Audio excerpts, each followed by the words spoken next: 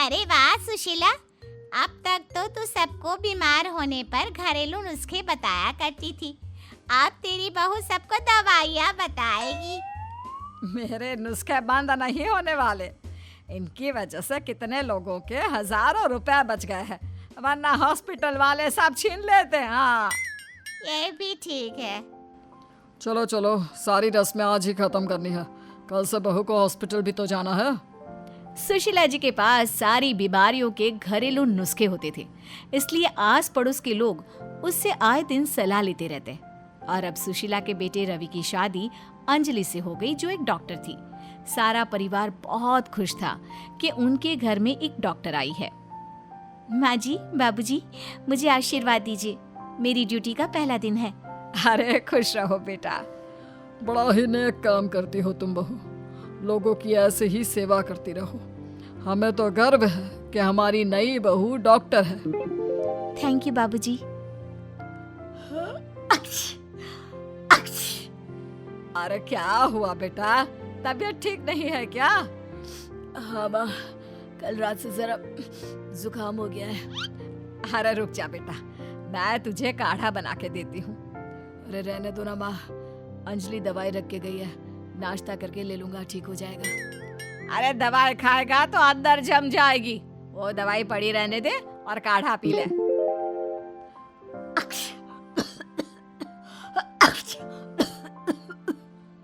अरे आपकी तबीयत ठीक नहीं हुई? और ये क्या, दवाई तो ऐसी ही रखी है, ली क्यों नहीं?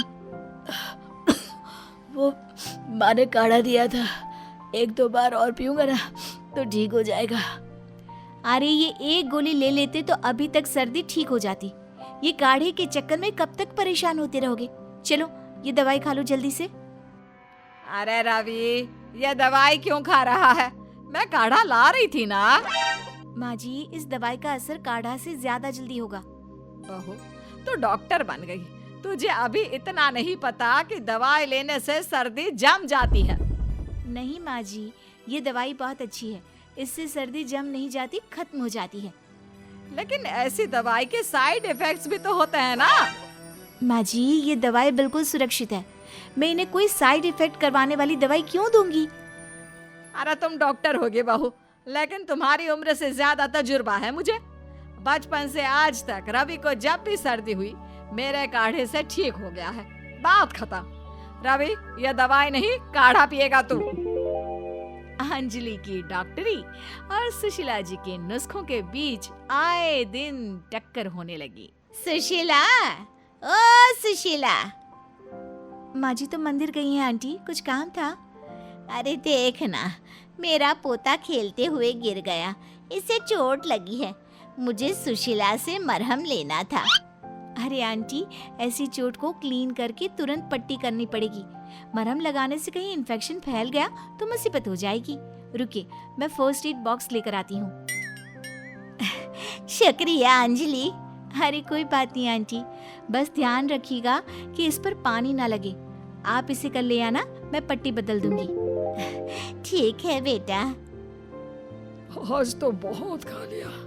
रवि की माँ, आज चूरन ज्यादा देना, वरना फिर गैस हो जाएगी।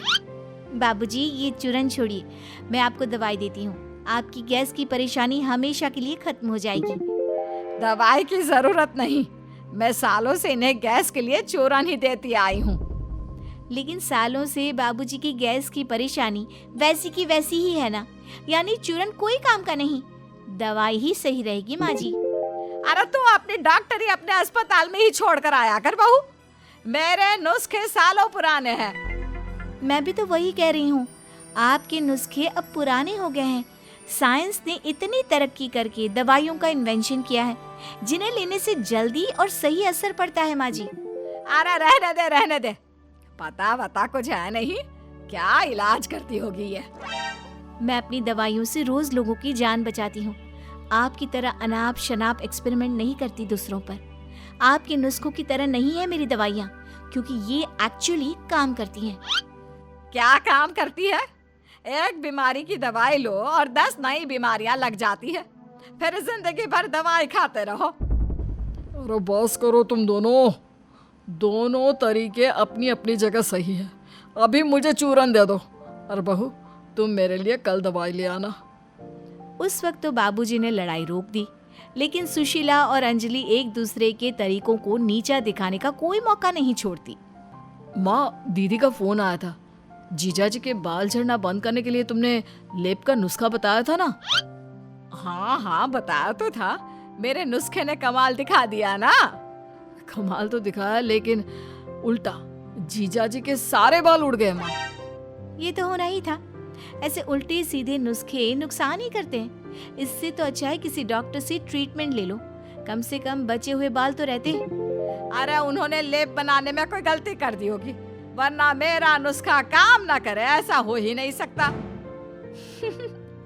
इसे कहते हैं नाच न जाने आंगन टेढ़ा। क्या मतलब? मतलब आप अपनी गलती नहीं मानेंगी कि आपके नुस्खों ने जीजा जी को टकला कर दिया। मुझे ना अभी कोई बहस नहीं करनी, मैं मंदिर जा रही हूँ। तुम कोई मौका नहीं छोड़ती माँ को ताने मारने का। मौका तो वो नहीं छोड़ती मुझे नीचा दिखाने का। मैंने लाखों रुपए लगाकर सालों मेहनत करके मेडिकल की पढ़ाई की है, मुझे उनसे ज्यादा पता है। बहू, तुम्हारे चेहरे पर कितने पिंपल निकल आए हैं? जी हाँ बाबूजी, हवा पानी बदलने पर ना मुझे पिंपल हो ही जाते हैं। तुम सुशीला का बनाया लेप लगाओ। रवि को भी बहुत पिंपल होते थे, उसने 1 महीने तक लेप लगाया और उसके बाद उसे कभी एक पिंपल नहीं हुआ। सुशीला, वो लेप बना दो बहू के लिए। लेप तो बना हुआ रखा है, लेकिन मेरा लेप सबके लिए नहीं है। जो विश्वास करते हैं उन्हीं के लिए है। हाँ बाबूजी, मुझे पिंपल ठीक करना है, पूरा चेहरा खराब नहीं करना। मैं हॉस्पिटल से एक क्रीम लाई हूँ, उससे ठीक हो जाऊंगी। क्रीम लगाने से अंजलि के चेहरे पर रिएक्शन हो गया। उसका चेहरा लाल पड़ गया और ज्यादा पिंपल भी निकल आए। ये देखो क्या हाल हो गया मेरे चेहरे का। बाबूजी की बात मानकर माँ जी का लेप लगाया होता तो ऐसा कभी नहीं होता। और जीजा जी के बालों के साथ जो हुआ उसका क्या? हो सकता है कि सच में उन्होंने लेप बनाने में कोई गड़बड़ की हो, लेकिन ये पिंपल वाला लेप तो मैंने और मेरे सभी दोस्तों ने आजमाया है, सबको अच्छा असर हुआ है। मेरी बात मानो और माँ से लेप मांग लो। और उनके सामने झुक जाऊं? कभी नहीं। तो घूमो ऐसा ही चेहरा लेकर। नहीं नहीं, मैं चुपके से जाकर लेप लगा लेती हूँ, लेकिन खबरदार जिसके बारे में माँ जी को कुछ भी बता दो। अंजलि रोज लेप लगाने लगी और उसका चेहरा ठीक भी होने लगा। एक रात जब वो लेप लगाकर आई तभी रवि, बहू जल्दी आओ, देखो तुम्हारी माँ को कुछ हो गया है। क्या हुआ माँ?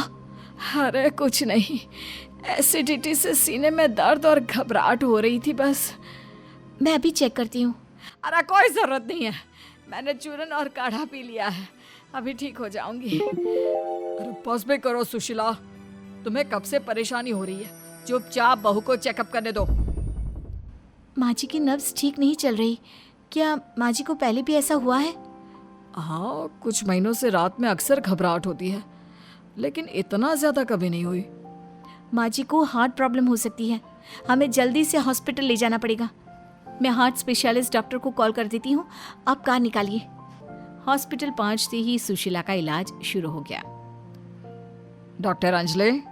यस डॉक्टर, माँ जी कैसी हैं आप? माइनर हार्ट अटैक था, अब स्टेबल है, आइए आप लोग मिल लीजिए। माँ अब ठीक हो?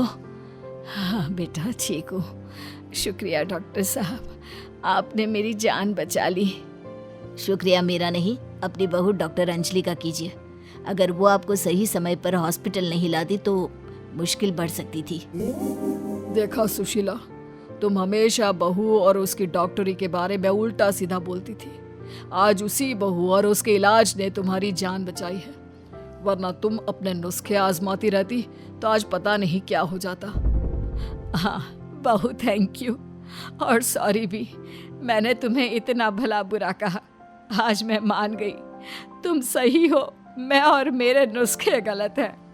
ऐसा मत कहिए माँ जी, मैंने जो किया वो मेरा फर्ज था और आपके नुस्खे बेकार नहीं है।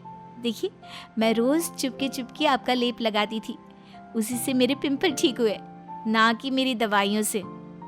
मुझे माफ कर दीजिए, मैंने आपके नुस्खों पर शक किया। तो आप दोनों इस बात से सबक ले लो कि घरेलू नुस्खे अपनी जगह सही है और मेडिकल इलाज भी उतना ही जरूरी है।